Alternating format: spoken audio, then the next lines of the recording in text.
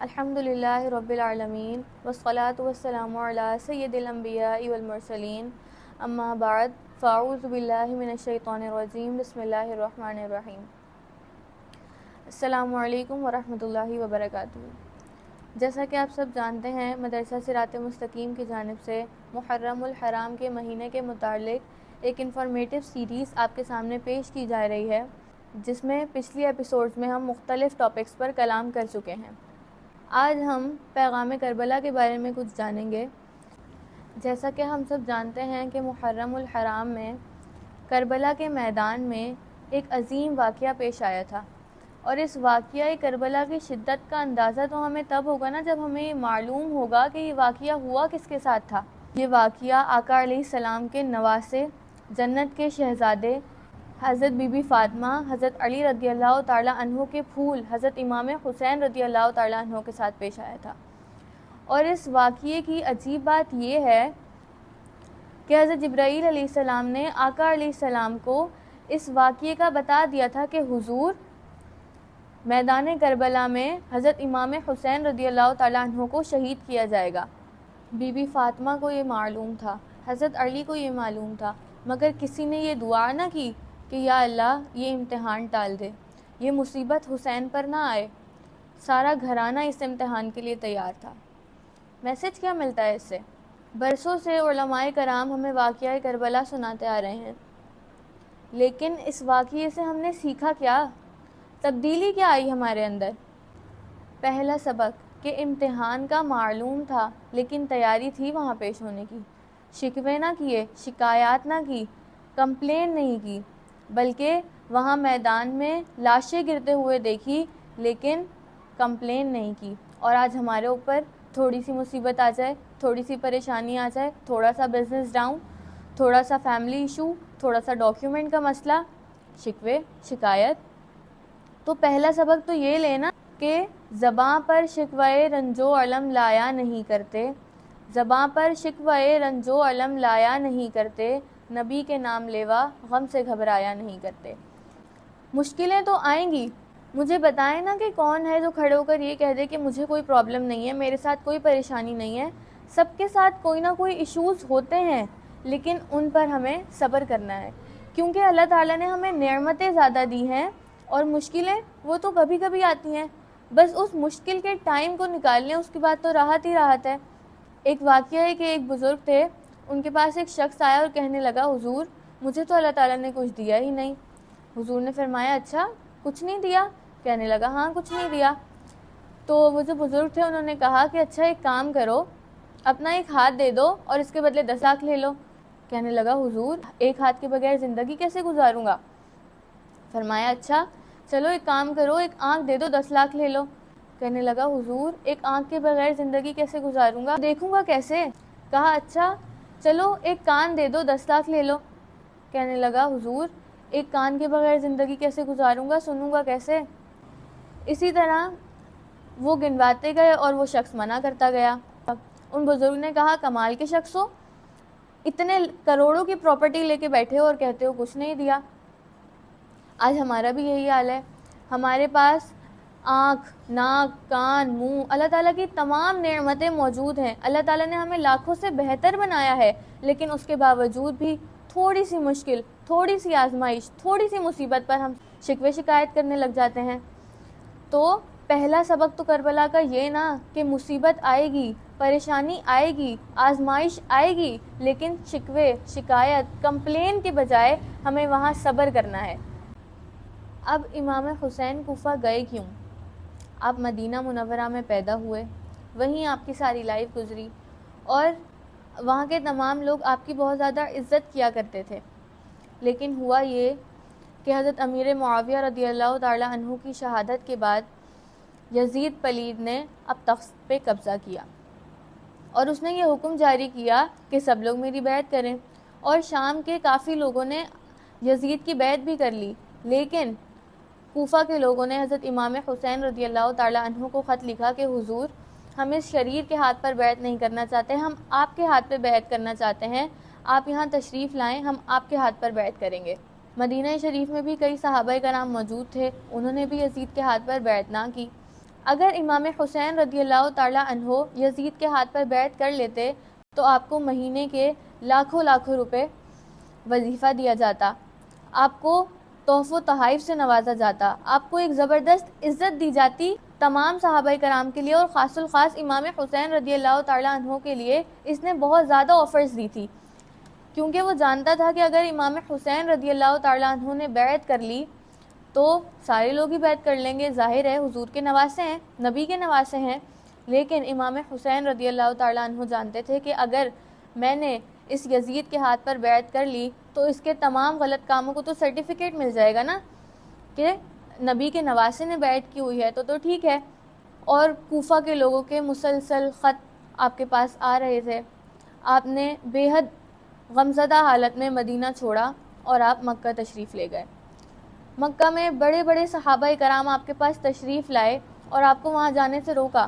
آپ جانتے تھے کہ وہاں حضرت امام حسین رضی اللہ تعالیٰ عنہ نے شہید ہونا ہے۔ تمام صحابہ کرام نے آپ کو روکنے کی بہت کوشش کی، تو امام حسین رضی اللہ تعالیٰ عنہ نے فرمایا کہ چلو کوئی بیچ کی راہ نکالتے ہیں، وہاں پر کوئی نمائندہ بھیجتا ہے جو ہمیں وہاں جا کر وہاں کے حالات تو بتائے کہ جیسا خط میں آ رہا ہے ویسا ہے بھی یا نہیں۔ حضرت مسلم بن عقیل کو کوفہ بھیجا گیا، وہ اپنے اہل خانہ کے ساتھ کوفہ گئے۔ کوفہ میں آپ کا زبردست ویلکم کیا گیا اور بہت سے لوگوں نے اسی وقت آپ کے ہاتھ پر بیعت کر لی۔ جب آپ نے وہاں کا ماحول دیکھا کہ سب لوگ بہت عزت دے رہے ہیں تو آپ نے حضرت امام حسین رضی اللہ تعالیٰ عنہ کو خط لکھا کہ حضور یہاں تشریف لے آئیے، یہاں کے لوگوں نے تو بہت زبردست ویلکم کیا ہے اور جیسا خط میں لکھا آ رہا تھا یہ لوگ ویسے ہی ہیں، آپ یہاں پر تشریف لے آئیں۔ جیسے ہی یہ خط امام حسین رضی اللہ تعالیٰ عنہ کو حضرت مسلم بن عقیل نے بھیجا اور اس بات کا یزید کو پتہ چلا تو یزید نے وہاں کے گورنر تبدیل کر دیے اور وہاں کے گورنر ابن زیاد کو بنا دیا۔ جو وہاں کے گورنر تھے نعمان بن بشیر، وہ حضرت مسلم بن عقیل کو سپورٹ کر رہے تھے۔ اب ابن زیاد نے نعمان بن بشیر کو سائیڈ میں کیا اور اس نے خطرناک پلاننگ کی کہ جو ہزاروں لوگ حضرت مسلم بن عقیل کا ساتھ دے رہے تھے ان کے سرداروں کو گرفتار کیا اور ان سے کہا کہ مسلم بن عقیل کا ساتھ نہ دو ورنہ تمہاری جائیدادیں بھی ضبط کر لی جائیں گی اور میں تمہیں مار دوں گا۔ مال کا لالچ، ڈر، خوف، ان سرداروں نے اپنی قوموں سے بھی یہ کہنا شروع کر دیا۔ جو ہزاروں لوگ حضرت مسلم بن عقیل کے ساتھ تھے وہاں صرف 500 لوگ رہ گئے۔ حضرت مسلم بن عقیل نے غمزدہ حالت میں کوفہ کی مسجد میں نماز پڑھائی اور جب انہوں نے پیچھے مڑ کر دیکھا تو ایک بھی مقتدی آپ کے ساتھ نہ تھا، سب بے وفائی کر کے چلے گئے۔ جنہیں بہت عزت بہت احترام کے ساتھ بلایا گیا تھا ان کے ساتھ سب بے وفائی کر کے چلے گئے، کوئی انہیں اپنے گھر میں ایک کمرہ دینے کو تیار نہ تھا۔ اب حضرت مسلم بن عقیل کو اپنی فکر کم، حضرت امام حسین کی فکر زیادہ ہونے لگی کہ انہیں تو میں خط بھیج چکا ہوں، اس ٹائم پہ واٹس ایپ یا فون وغیرہ تو تھا نہیں کہ کال کر کے کہتے کہ حضور اب نہ آئیں، معاملہ الٹ ہو گیا ہے۔ اب یہاں مسلم بن عقیل کو شہید کر دیا گیا اور وہاں حضرت امام حسین رضی اللہ تعالیٰ عنہ 3 ذی الحجہ کے دن 82 لوگوں کے ساتھ مکہ مکرمہ سے روانہ ہوئے۔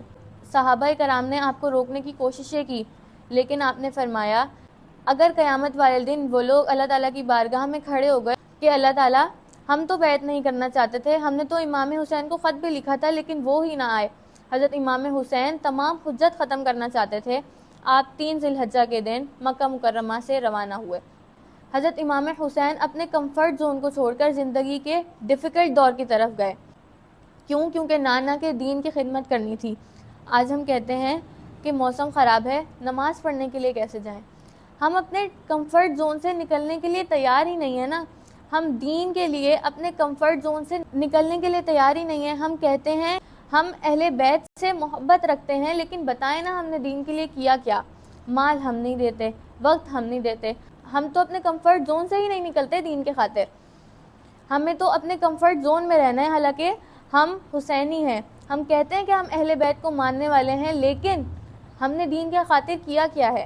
حضرت امام حسین رضی اللہ تعالیٰ عنہ 3 محرم کو کربلا کے قریب پہنچے، راستے میں آپ کو انٹرسیکٹ کیا گیا 1000 کے لشکر کے ساتھ، اور جو کہ اس ٹائم پہ یزید کے ساتھ تھے، انہوں نے حضرت امام حسین رضی اللہ تعالیٰ عنہ کو انٹرسیکٹ کیا۔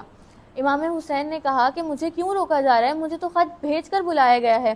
حر نے کہا کہ حضور ہم نہیں جانتے، ہمیں تو صرف یہ آرڈر ہے کہ آپ کو گرفتار کر کے ابن زیاد کے پاس لے جایا جائے۔ حر کے دل میں اہل بیت کی محبت تھی لیکن ادھر والوں کا خوف بھی تھا۔ اب ابن سعد کو بھیجا گیا 22,000 کے لشکر کے ساتھ۔ دنیا نے ایسی جنگ نہ دیکھی ہوگی کہ صرف 82 لوگ ہیں، صرف 82 لوگ جو کہ جنگ کی نیت سے نہیں آئے، ان میں بچے بھی ہیں، خواتین بھی ہیں، اور ان کے مقابلے میں 22-23 ہزار کا لشکر، کیونکہ وہ جانتے تھے کہ ان کی رگوں میں حضرت علی رضی اللہ تعالی عنہ شیر خدا کا خون دوڑ رہا ہے، ان سے لڑنا آسان نہ ہوگا۔ بہرحال طویل واقعہ ہے کہ اہل بیت کے اوپر کس طرح کے ظلم و ستم ہوئے اس کربلا کے میدان میں، اور یہ کرنے والے کون تھے؟ یہ کرنے والے مسلمان ہی تھے۔ اس کربلا کے واقعے سے معلوم ہوتا ہے جب لالچ اور شیطان کا وار حاوی ہو جائے تو انسان کیا کچھ کر گزرتا ہے جس کو عقل بھی قبول نہیں کرتی۔ آقا علیہ السلام نے ارشاد فرمایا کہ 2 بھوکے بھیڑیے بکریوں میں چھوڑ دیے جائیں، وہ اتنا نقصان نہیں پہنچاتے جتنا کہ مال اور مرتبے کا لالچ انسان کے دین کو نقصان پہنچاتا ہے۔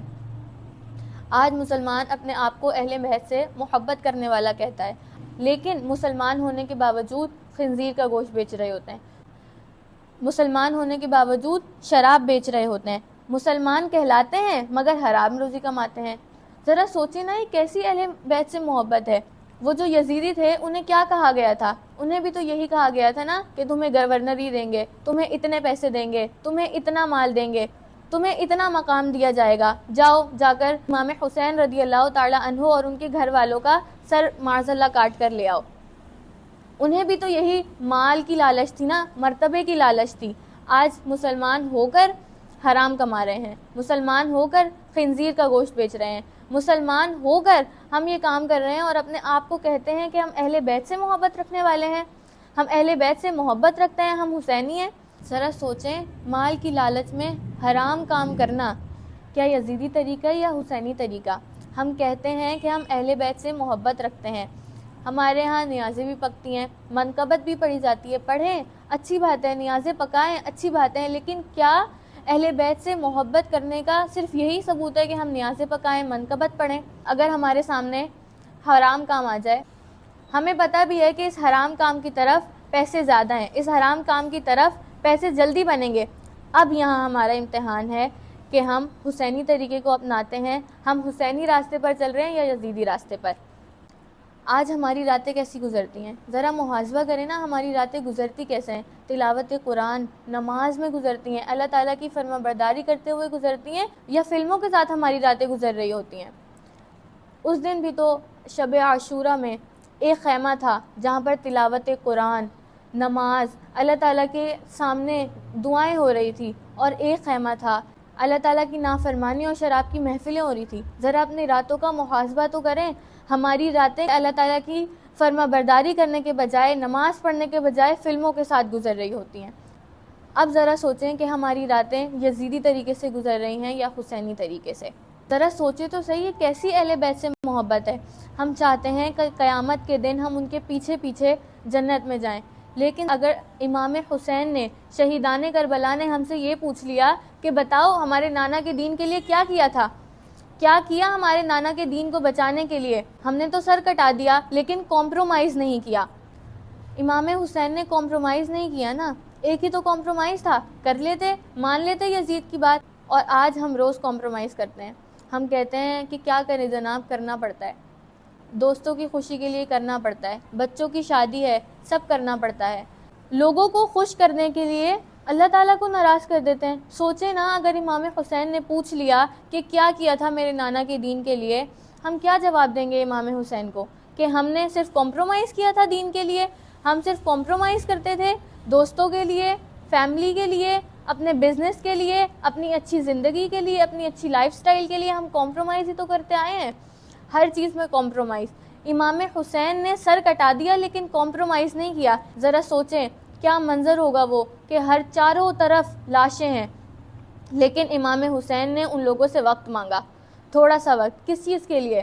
اس وقت میں امام حسین رضی اللہ تعالیٰ عنہ نے سجدہ کیا، اس تپتی ریت میں امام حسین رضی اللہ تعالیٰ عنہ نے سجدہ کر کے بتا دیا کہ نانا کا نواسہ تو تلواروں کے سائے میں بھی سجدہ کرے گا، لیکن نانا کے کلمہ پڑھنے والوں، نانا کے امتی تمہاری تو فرض نمازیں بھی قضا ہو رہی ہیں، ہماری فرض نمازیں بھی پوری نہیں ہیں۔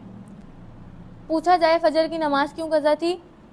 جناب اٹھا نہیں جاتا، ظہر میں تو جاب میں بزی ہوتا ہوں، عصر میں ٹریفک میں پھنس جاتا ہوں، اور مغرب اور عشاء اس میں تو آرام کرنا ہوتا ہے نا، پورے دن کے تھکے ہوئے ہوتے ہیں، مغرب میں اور عشاء میں آ کر آرام کرتے ہیں۔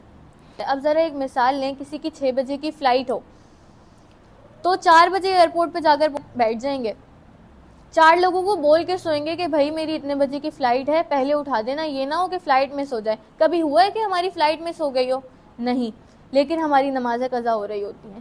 امام حسین رضی اللہ تعالی عنہ کا سجدے میں سر کاٹا گیا، سجدے میں امام حسین رضی اللہ تعالی عنہ کو شہید کیا گیا، اور ہماری تو نمازیں قضا ہیں، لیکن ہم کہتے اپنے آپ کو حسینی ہیں، کہتے ہیں کہ ہم امام حسین رضی اللہ تعالی عنہ سے محبت رکھتے ہیں، ہم اہل بیت سے محبت رکھنے والے ہیں، ہم حسینی ہیں، لیکن کیا ہمارے کام حسینی والے ہیں؟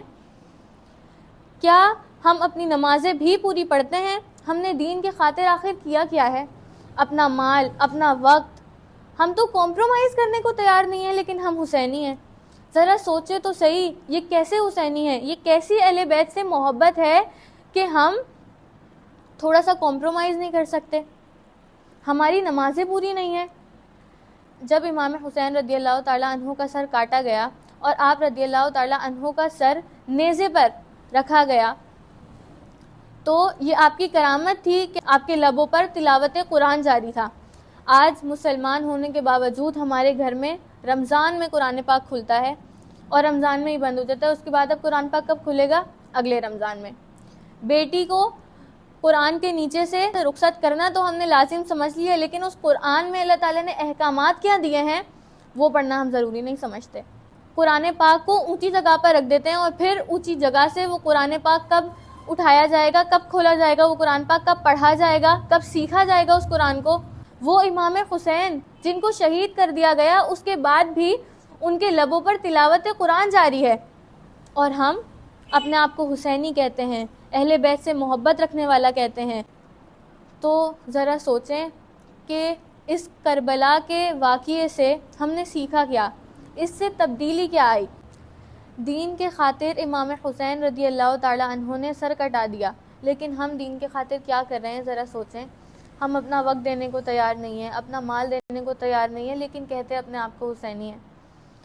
تو یہ والا محرم الحرام میں بھی اور آپ بھی اپنے آپ سے یہ وعدہ کریں کہ اس محرم الحرام میں ہم اپنے آپ کو حسینی کہنے کے ساتھ ساتھ اپنے کاموں میں بھی تبدیلی لے کر آئیں گے، ہماری زندگی میں بھی ایک چینج آئے گا جس میں ہم دین کے خاطر کچھ نہ کچھ کریں گے، ہم دین کو آگے پروموٹ کرنے کی کوشش کریں گے، ہم دین کو پھیلانے کی کوشش کریں گے، جیسے امام حسین رضی اللہ تعالی عنہ نے اپنا سر کٹا دیا۔ ہمیں تو کوئی نہیں کہہ رہا نا اپنا سر جا کر کٹاؤ، ہمیں صرف دین کو اپنا وقت دینا ہے، صرف ہمیں دین کو سیکھنا ہے اور اس کو سیکھ کر آگے پہنچانا ہے۔ اللہ تعالیٰ سے دعا ہے اللہ تعالیٰ ہمیں دین کے خاطر کچھ نہ کچھ کرنے کی توفیق عطا فرمائے، اور ہمیں سچی پکی اہل بیت امام حسین رضی اللہ تعالیٰ عنہ کی محبت نصیب فرمائے، نہ کہ صرف بولنے میں بلکہ عملی طور پر بھی ہمیں امام حسین رضی اللہ تعالیٰ عنہ کی محبت اللہ پاک نصیب فرمائے، آمین۔ وما علینا الا البلاغ المبین۔ ایسی مزید انفارمیٹیو ویڈیوز کے لیے ہمارے چینل کو لائک، شیئر اینڈ سبسکرائب کریں۔ جزاک اللہ خیرا۔